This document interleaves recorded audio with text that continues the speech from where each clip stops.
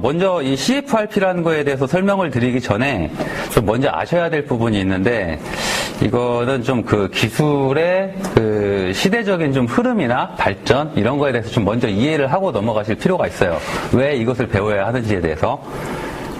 저희가 인류 역사가 계속해서 발전을 좀 하고 있는데, 그 기술 발전을 바탕으로 저희가 어떤 시대를 구분을 하고 있어요. 어떤 분들은 대부분 4차 산업혁명 시대라고 하죠. 근데 제가 이제 그 말씀드리는 것은 인류학적인 부분이고요. 간단하게 좀 말씀을 드리면 4차 산업혁명 시대에는 사실 저희 인류 역사로 따졌을 때 최근에 나온 겁니다. 그러니까 영국에서 시작이 됐죠. 한 17세기. 그때 1차, 4차니까 지금 1차가 있었겠죠. 그 1차가 이제 1700년도에 시작이 된 거예요. 그래서 지금 4차까지 왔는데, 아무래도 한 500년 정도밖에 역사가 안 됐어요. 그래서 이제 제가 이제 말씀드리고 싶은 부분은 그 인류가 처음에 태동됐을 때, 저기 오스트랄로피테쿠스부터 해가지고 크로마뇽인 거치고 이제 호모사피엔스까지 거치면서 저희가 그 역사적인 관점에서 우리는 그 시대 구분을 다들 아시는 내용이에요. 구석기, 신석기, 청동기, 철기를 거쳐왔죠. 거기에서 뭐를 느끼시나요? 그 시대에 대한 구분을 기술적으로 이렇게 옮겨왔는데, 소재죠. 어떤 소재를 사용했냐에 따라서 그 기술의 발전의 척도를 기준을 삼았다는 겁니다. 그래서 그전에는 돌을 사용을 했고, 구석기 그냥 깨서 이렇게 돌도끼 같은 걸 만들다가 그것을 조금 더 정밀하게 갈아서 만들기 시작한 게 신석기죠. 그런 다음에 이제 주조 기술이 개발이 되면서 청동기 시대가 이제 진입됐고, 그 다음에 철기 시대로 이제 넘어왔습니다. 그런데 그 철기 시대가 지금도 사실 철기 시대의 연장이라고 보실 수가 있겠습니다. 아마 보통 제가 역사는 정확히는 잘 모릅니다만, 아마 기원전 한 4, 5세기부터 해가지고 5세기까지를 철기 시대라고 하는데, 그 이후까지도 지금도 현재는 철기 시대의 그 연장선이라고 보고 있어요. 근데 만약 여기서 이제 질문이 좀 의문이 드는 게, 철기 시대 이후에 또 뭐가 있지 않을까요? 아직 그게 명확하게 뭔가 나와 있는 건 없습니다. 그리고 제가 지금 말씀드리려고 하는 거는 정확한 개념은 아니에요. 이제 학계에서 가장 좀 강하게 주장하고 있는 것, 복합재라고 하고 있어요. 물론 바뀔 수도 있어요. 그냥 플라스틱이 될 수도 있고, 아니면 고분자의 시대라고 할 수도 있고.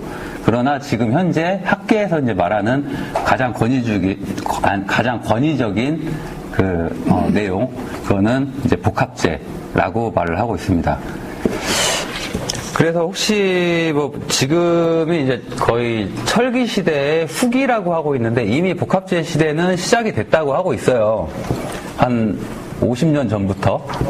그런데 철기 시대에 되어 있지만 지금 그럼 만약에 복합재 시대라고 하면 아직도 사람들은 이런 질문을 합니다. 대부분 다 지금 철 쓰고 있지 않느냐. 그 옛날 역사적인 부분으로 좀 보면은요, 그 청동기 시대 때 아마 역사 시간 때 배우셨죠? 유명한 유물이죠. 비파동검, 아니 세영동검, 이런 것들. 그 유물을 고고학자들이 그 유물을 이렇게 발굴을 하면 동검인데, 사실 이거 제작 그 연도를 따지거든요.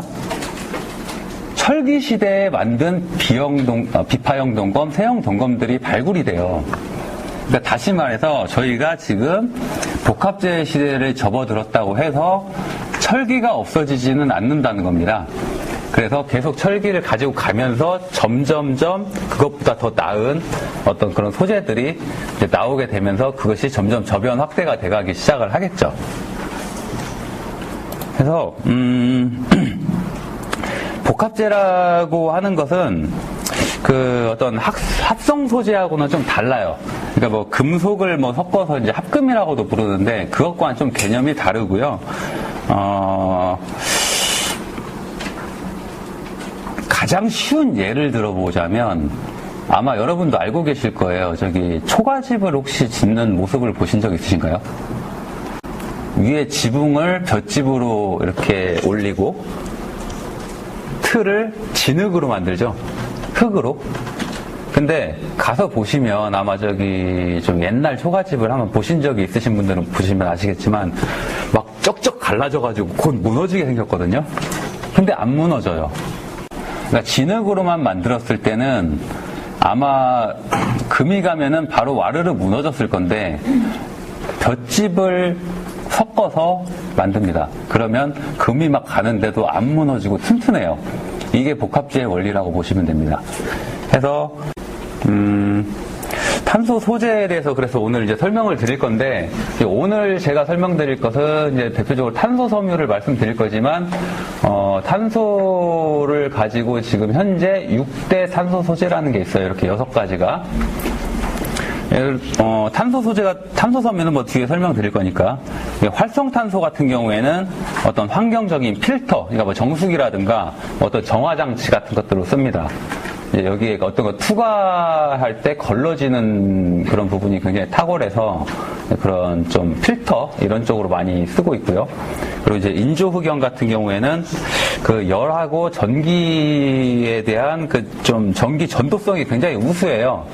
그래서 뭐 에너지 쪽을 조금 하시는 기업은 아마 아실 것 같은데 뭐 ESS 그 에너지 저장 장치죠. 이제 그런 쪽으로도 좀 쓰시고 그 리튬 그 이온 전지 그런 이제 음극 재료 이제 이런 걸로도 좀 쓰고 있고요. 그런데 탄소 나노 튜브와 그래핀은 조금 비슷해요.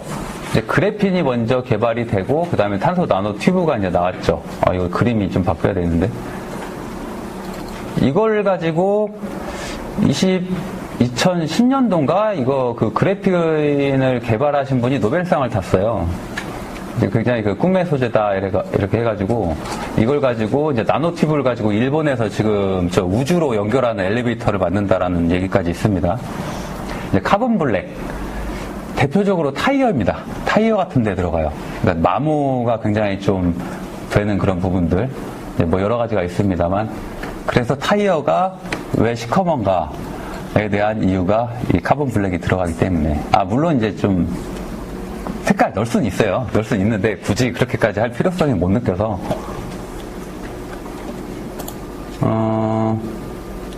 그래서 이제 탄소 섬유에 대해서 이제 바로 이제 말씀을 드릴 건데 보통 지금 현재 지금까지도 그 전반적인 이제 저희가 쓰고 있는 소재는 대부분 철이죠.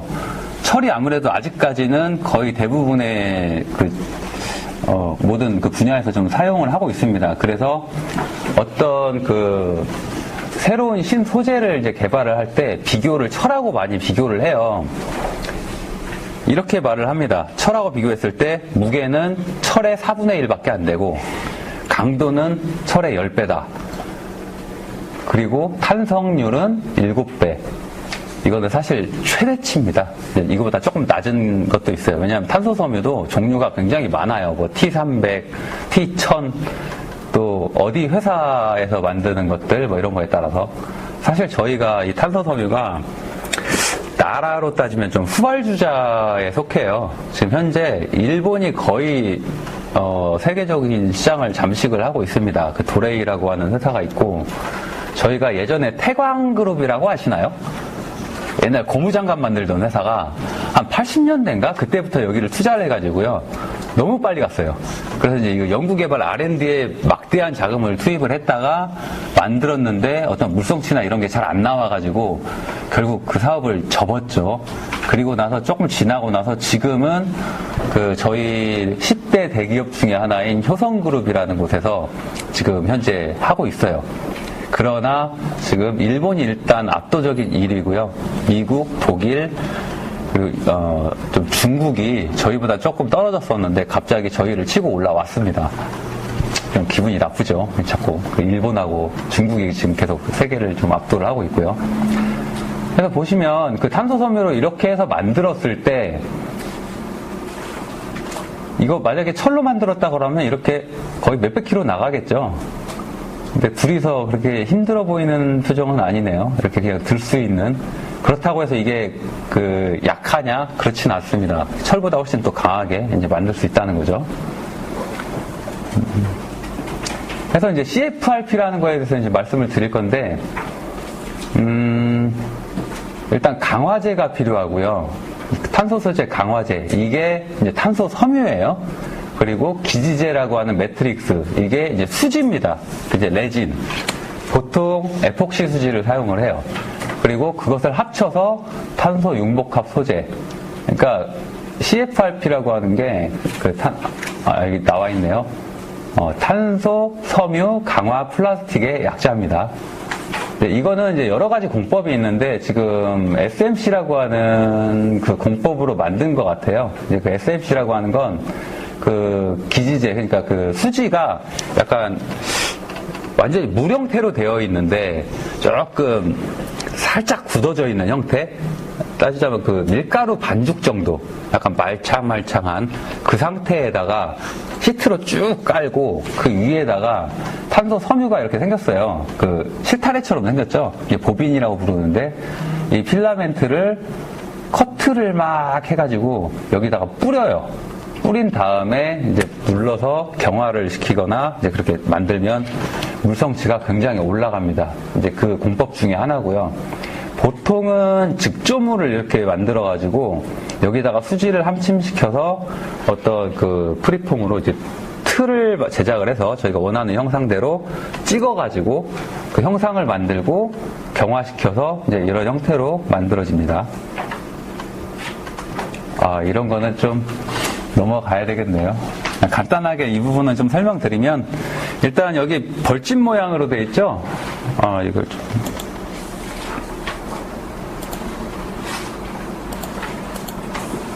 이게 이 벌집 모양이 아무래도 이제 공명 구조를 형성한다 그래가지고 결합력이 가장 높아요. 그래서 이제 여기 뭐 공유결합 뭐 이런 것도 나오는데, 그냥 간단하게 이것만 설명하고 넘어갈게요, 여기는. 공유결합 구조로 되어 있기 때문에 그 결합 에너지가 좀 증가합니다. 그래서 굉장히 단단한 구조로 만들어진다 정도로만 하고 넘어가겠습니다.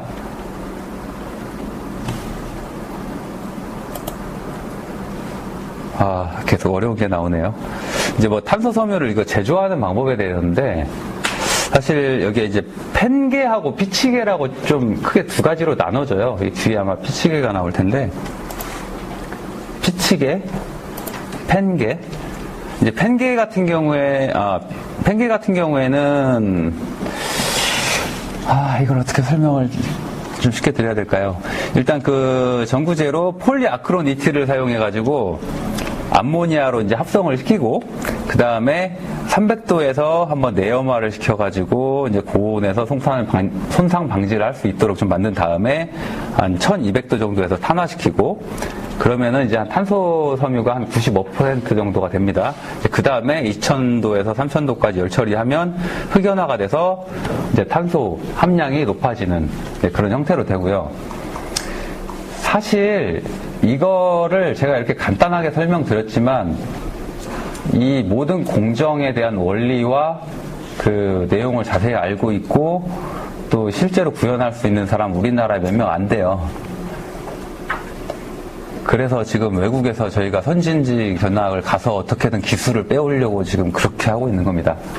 저도 대략 이렇게만 알고 있지 여기에 대한 세부적인 거 그냥 이렇게 간단하게 설명된 거죠. 그런 굉장한 노하우들이 다 들어가 있어요. 그래서 태광 같은 대기업도 이거 뛰어들었다가 못한 거예요.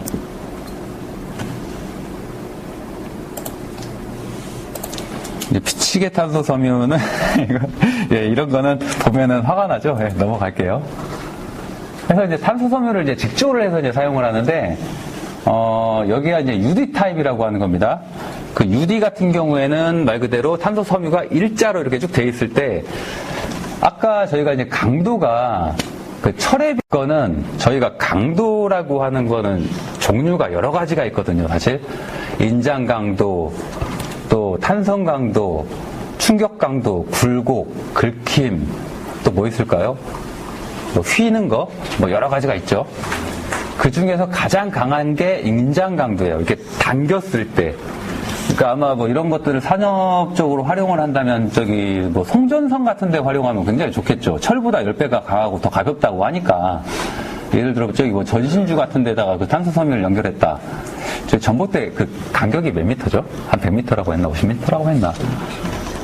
그거에 10배로 늘려도 아마 끊어지거나 그러지는 않을 것 같습니다. 근데 그거를 좀 최대한 활용을 해야 돼요. 근데 굴곡이 좀 약해요. 단점이라면 그 탄소섬유의 가장 큰 단점 중에 하나가 물성적으로만 봤을 때 이렇게 휘는 거에 조금 약하고 긁히는 거에 조금 약합니다. 그래서 이렇게 뭔가 감거나 할 때 이대로 돼 있으면 상관이 없어요. 이렇게 당기는 건 상관이 없는데 이걸 약간 이렇게 구부려진다. 그러면 얘가 조금씩 툭툭툭툭 끊어지는 현상이 조금 있어요. 그러면서 좀 약해지는 그런 성향이 있어서 아무래도 이걸 직조물 여기는 그 전공 분야 중에서 그 섬유공학 쪽에 좀 해당이 되는 내용이에요. 이렇게 평직으로 했을 때는 계속 이렇게 가니까 아무래도 아까 굴곡이 약하다고 말씀드렸잖아요. 약해요. 이게 좀 그 탄성이. 능직 같은 경우에는 조금 이렇게 갔죠. 그래서 조금 그나마 괜찮은 편이고 주자직 같은 경우에는 웬만하면 이렇게 길게 좀 가면서 한 번씩 이렇게 걸치게 되어 있습니다. 그래서 굴곡 특성이 좀 우수하다. 그래서 이렇게 제작을 할 때 한 그 천이라고 그냥 생각하시면 됩니다. 천으로 되어 있는 것을 계속 적층을 시키는데 여기들 보시면 UD를 이렇게 하고 대각선으로 하고 또 이렇게 하고 이렇게 대각선으로 하고 해가지고 짝짝짝 하면 이 정도 두께가 나오겠죠. 그렇게 했을 때 가장 그 물성치나 이런 것들이 좀 좋아져요. 이쪽 한쪽으로만 하게 되면 옆으로 당겼을 때는 굉장히 약해요. 그러니까 이제 그거를 굳이 이렇게 직조를 해서 만드는 그렇게 되는 거죠.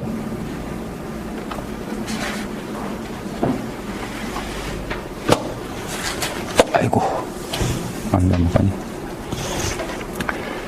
네, 그리고 이제 부품에 대한 특성을 좀 말씀드리려고 하는데요. 아까도 말씀드렸다시피 이제 그 기계적인 물성치가 향상이 되려면 가장 높은 저희 그 탄소섬유의 이제 장점인 그 높은 인장 강도를 활용한 그 적층 설계가 좀 필수적입니다. 그래서 직각 방향을 이제 어떻게 해서 이제 뭐 사용하는 제품에 따라서 다 그 원하는 물성치가 다 서로 다르니까요. 그것들은 설계를 좀 하는 겁니다. 이렇게 만들어진 제품을 여기다 이제 수지가 함침되어 있을 때 여기에 가열을 해서 이제 성형 틀에다가 눌러가지고 프리폼이라고 하는 이제 트리핑은 이제 커팅이에요. 이제 눌렀을 때 이제 뒤에 아무래도 좀 지저분한 부분들이 나오겠죠. 이제 커팅을 해서 이제 깔끔하게 좀 재단을 하는 그런 건데 이거 워낙에 강하다 보니까 좀 그런 문제들이 있어요. 이 부분에 대해서도 좀 연구가 많이 필요한 게 칼날이 버티지를 못해요. 자르면서 계속 갈아야 되는데 웬만큼 그 고강도 그 칼날을 사용해도 몇 번 하다 보면은 좀 마모가 되고 좀 그런 현상이 있습니다. 이것도 해결해야 될 과제예요. 여러 가지 그 공법이 있어요. 그래서 이제 이거는 프리폼 방식이고 또 이제 뭐 RTM 성형이라고 그래가지고 이거는 이제 그냥 직물만 넣고 여기에다가 수지 같은 것들을 이제 주입을 시켜서 이제 탈영시켜서 이제 경화시키는 이제 그런 형태로 되고요. 마지막에 이것도 트리핑 작업이 들어가겠죠.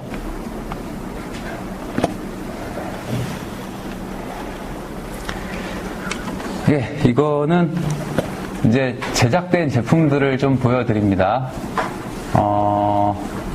여기 자동차 프레임도 만들었고 여러 가지를 만들었는데 여기 보니까 본네트를 만든 것 같아요. 그리고 여기 유리 달려있는 거 보니까 뭐 창문 쪽인 것 같네요. 여기 본네트를 이제 이걸로 만들어서 여기 도색까지 처리를 했는데 굳이 여기를 비워놨죠? 이게 왜 그럴까요? 비싼 탄소 섬유로 만들었다는 거 보여주려고 일부러 이렇게 해요. 대부분 그냥 그 상태로 도색도 좀 해가지고 이거는 탄소 섬유로 만든 고급 제품입니다 라고 이제 좀 어필하게 한 홍보 차원에서 보통은 이렇게 하나씩 좀 이렇게 올려놓더라고요.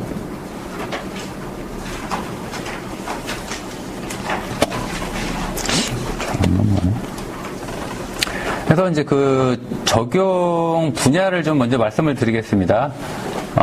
아까 이제 높은 인장 강도하고 이제 탄성률이 높다 이렇게 말씀드렸는데, 그리고 경량화 효과. 아무래도 특히 이제 자동차가 아무래도 좀 대중화되어 있으니까 이제 자동차로 예를 들다 보면 그 딜레마가 있죠.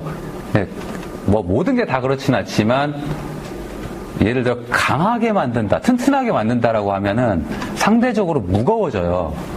그리고 또 무거워진 것을 줄이면 약해집니다. 이제 그게 통상적인, 아니 다 그렇지는 않지만 대부분 그게 비례해요. 그러다 보니 가볍고 아무래도 자동차는 무거우면 연비가 좀 이렇게 문제가 되지 않습니까? 그리고 너무 또 가볍게 만들면 약해가지고 저기 뭐 박스카 이런 것들 그냥 거의 박스 찌그러지듯이 말 그대로 찌그러지면서 좀 안전성에 문제가 된다. 연비는 좋으나. 그거를 동시에 이제 두 마리 토끼를 잡겠다라고 하면서 신소재를 지금 계속 개발을 하고 있는 거죠. 그래서 이제 그 인장 강도나 뭐 이런 것들은 아까 말씀을 드렸고, 장점이 마찰 저항력, 이제 뭐 카본 블랙이나 이제 뭐 타이어 뭐 이런 데들도 쓰고 있고, 이제 좀 긁힘에는 대신에 좀 약해요. 이게 좀 잘못 들어간 것 같은 부분이 좀 있는데, 일단 그리고 단점은 이제 좀 낮은 생산성, 그리고 단가가 높아는 게 비싸다는 거죠. 이게 비싸서 못하는데, 비싼 이유가 일단 탄소섬유 자체를 만드는 그 원재료가 비싸서 그런 것도 있는데, 그걸 가지고 만드는 공정 기술이 아직 좀 개발이 많이 안 됐어요. 그래서 대량 생산 공정이라든가 뭐 이런 것들이 지금 계속 갈 길이 멉니다. 그러다 보니까 단가가 아직 많이 좀 낮아져서 조금 대중적으로 이렇게 활성화가 되려면 좀 그런 부분들이 많이 좀 돼야 될 것 같아요. 적용 제품들 보시면 이제 에너지 분야, 수소차죠. 수소차 안에 들어간 수소 저장 탱크, 그리고 이제 풍력 블레이드. 풍력 블레이드가 이게 길이가 굉장히 길어요. 그런데 그 풍력 에너지 쪽에서 가장 효율이 높으려면 이게 블레이드가 길어야 됩니다. 근데 길게 되면 아무래도 약하겠죠. 그거를 산소섬유를 사용해가지고 만들어서 쓰고 있고요. 우주항공 쪽, 그리고 레저 스포츠 쪽. 사실 탄소섬유를 쓰고 있는 가장 많은 분야는 이쪽 분야입니다. 우주항공. 이런 데들은 아무래도 이제 좀 그 VIP 좀 돈 많으신 분들한테 아니면 국가대표용으로 이렇게 몇 개씩이나 만드는 거고, 진짜 많이 쓰는 곳은 아무래도 이쪽 계통의 우주항공 쪽. 왜냐면 여기는 돈보다 더 중요해요. 그 퍼포먼스가 예를 들어 지금 100이 나오는데 이것을 110으로 올림으로 단가가 300%가 올라간다. 1억 원 투입했을 때 100이 나오는데 300억을 투입하면 1억에서 10억을 투자했을 때 10%의 그 퍼포먼스가 더 올라간다 합니다. 여기서는. 그걸 위해서라도. 그래서 이쪽에서 먼저 시작이 됐죠. 그게 이제 조금 대중으로 넘어오면서 뭐 자동차라든지 뭐 에너지 쪽, 레저 쪽 이런 쪽으로도 지금 현재 가고 있는 거라고 보시면 되겠습니다.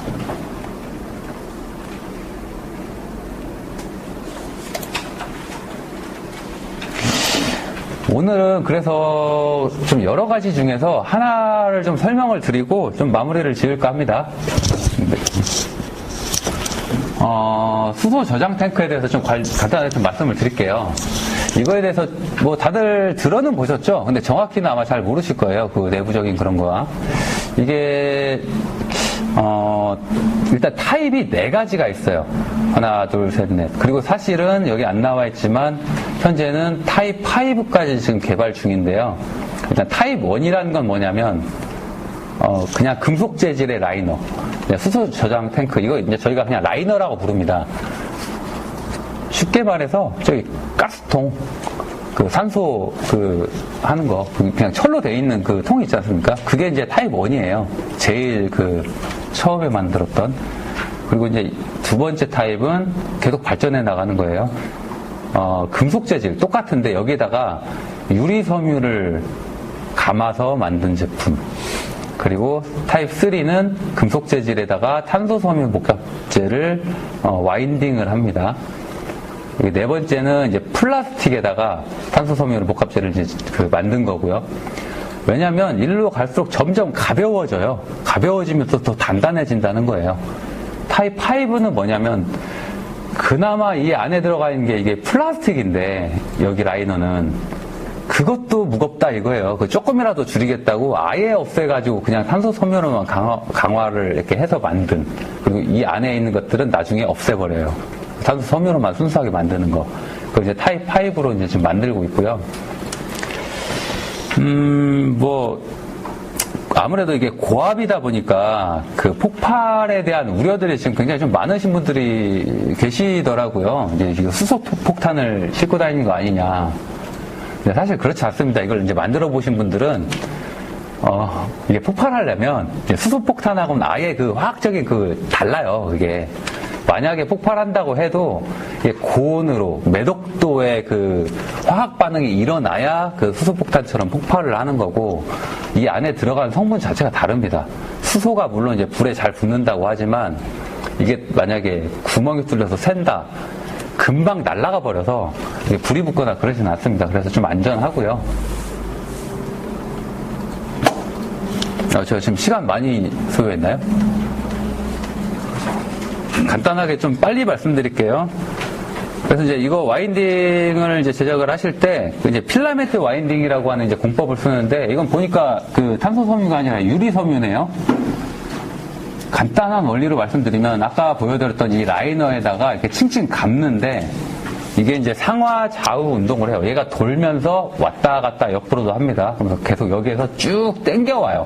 당겨오면서 이렇게 감아서 이렇게 만드는데, 중간에 여기 그 수지 함침기가 있어서 이게 쭉 타고 올라오면서 수지가 담겨져 있는 이 통을 한번 쭉 거쳐가지고 일로 가서 수지가 묻은 상태로 이렇게 감아지는 겁니다.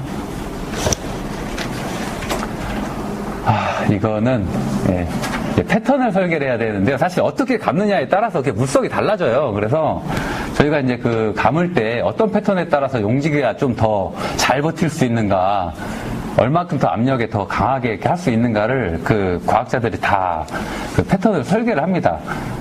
그래서 이제 카티아 같은 프로그램으로 이제 먼저 모델링을 먼저 하고, 이제 아바쿠스나 안시스 같은 그런 프로그램으로 패턴을 먼저 설계한 거에 대해서 어떻게 나오는지를 가상적으로 한번 해본 다음에, 다음 단계로 넘어가서 이제 제작을 하는 거죠. 이제 라이너를 일단, 들어가요. 여기에 샤프트나 이런 그 아답타를 이제 그 연결을 해가지고 놓고, 후프라고 그래가지고 얘는 이제 감는 게 요렇게 감는 거, 헬리칼이라고 하는 것은 요렇게 감는 거예요. 요렇게. 그거를 계속 반복으로 해서 이제 어떻게 이거를 많이 하느냐에 따라서 이제 물성치가 바뀌는 겁니다.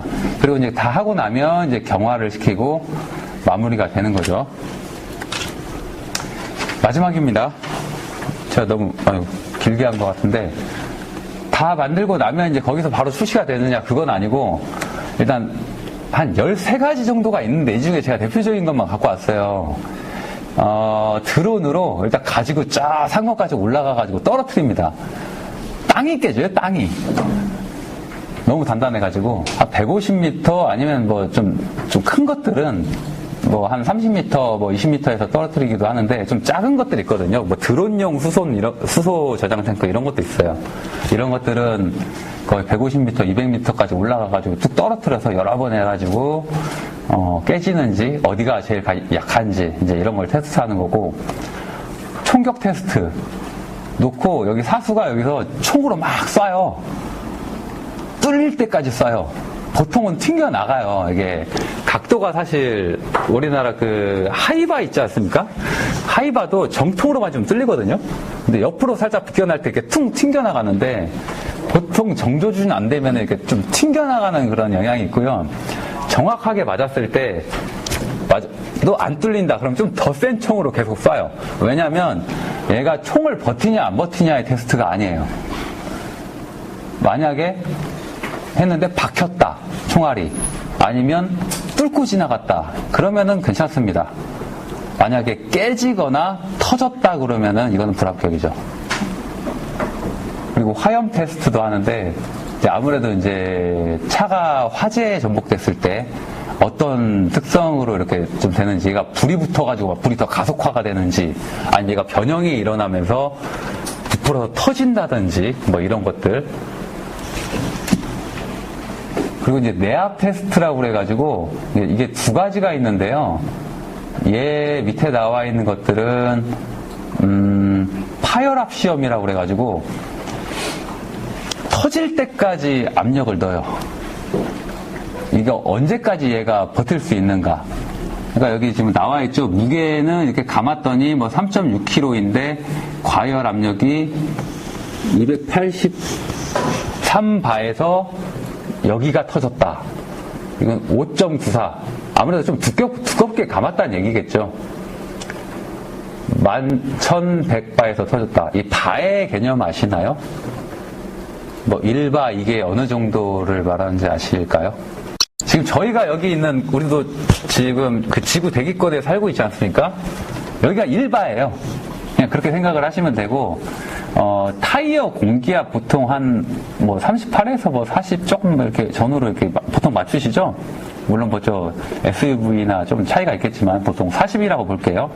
그게 압력이 한 10에서 12바 정도로 보시면 됩니다. 50바 정도 하면은 타이어 터지겠죠. 근데 여기에서는 지금 이 정도까지 압력을 버틸 수가 있어요. 보통 수소 저장 탱크가 한 700바 정도를 실어요. 근데 최대 어디까지 버틸 수 있는지를 먼저 이렇게 시험을 하고, 또 여기 내압 테스트 중에 이거 말고 반복 가압 테스트라는 것을 또 합니다. 700까지 버텨야 되니까 한 800에서 900 정도로 해가지고 10,000번 정도를 압력을 넣었다 뺐다 계속 해요. 며칠 동안. 근데 얘가 이제 갑자기 어디가 살짝 부풀어 오른다든지 얘가 깨진다든지 터진다든지 그러면 이제 불합격. 그런 모든 테스트를 거쳐가지고 제작이 되고 있기 때문에 이 부분에 대한 좀 그 수소에 대한 그 안전 좀 그 우려들이 많아가지고 제가 또 자동차에 관련된 부분들 다들 관심이 많으시니까 이거에 대해서 오늘은 제가 강의를 좀 준비를 했습니다. 오늘 제가 준비한 건 여기까지고요.